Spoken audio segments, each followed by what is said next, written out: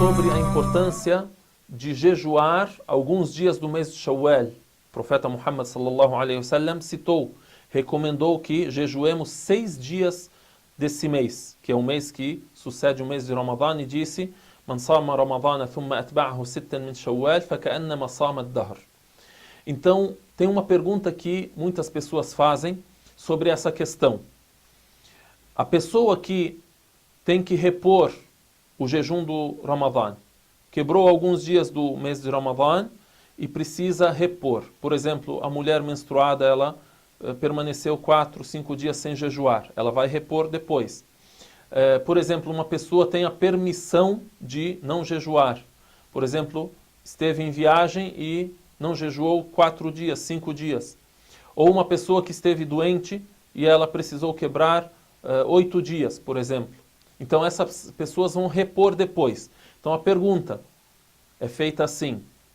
Muita gente faz essa pergunta.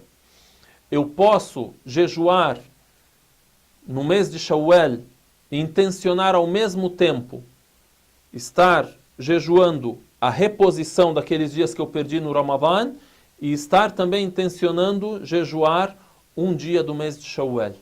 Então, eu intencionar a reposição de um jejum obrigatório e ao mesmo tempo também intencionar esse jejum recomendável.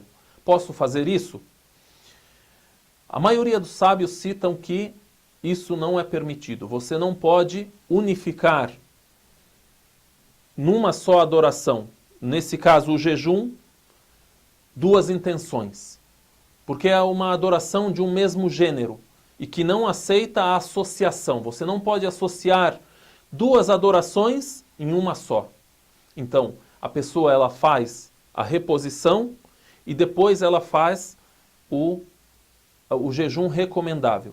Se a pessoa, por exemplo, ela quer jejuar durante o mês de Shawwal, mas ela vê que ela não vai ter condições de fazer dentro do mês de Shawwal tanto aquilo que é reposição como aquilo que é a recomendação, que é o jejum dos 6 dias do mês de Shawwal, ela também tem a permissão de fazer primeiro a intenção do jejum recomendável, intencionar o jejum dos dias do mês de Shawwal e depois repor. Ela pode repor depois desse mês, depois desses dias.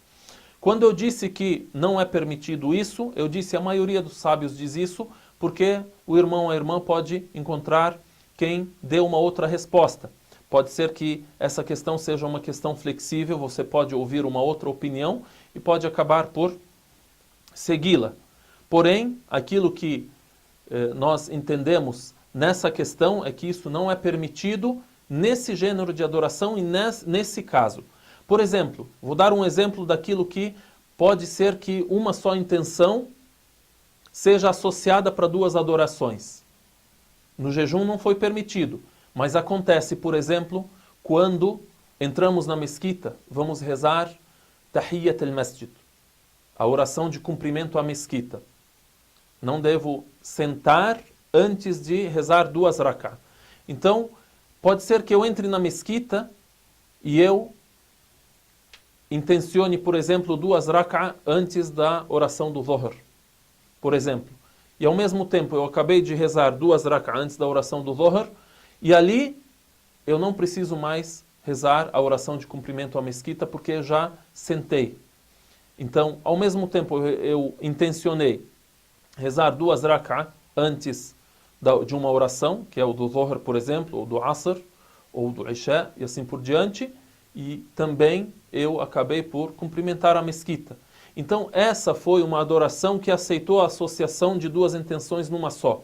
Porém, no jejum, eu, precisando repor e também querendo fazer aquilo que é recomendável, eu não posso associar essas 2 adorações. Só para assim citar a diferença, e é uma pergunta que muita gente faz. Esse é o detalhe daquilo que é o jejum nos dias e meses de Shawwal. Nas'Allah Azza wa Jal an yu'allimana ma yanfa'una wa an yanfa'ana bima 'allamana walhamdulillahi rabbil alamin.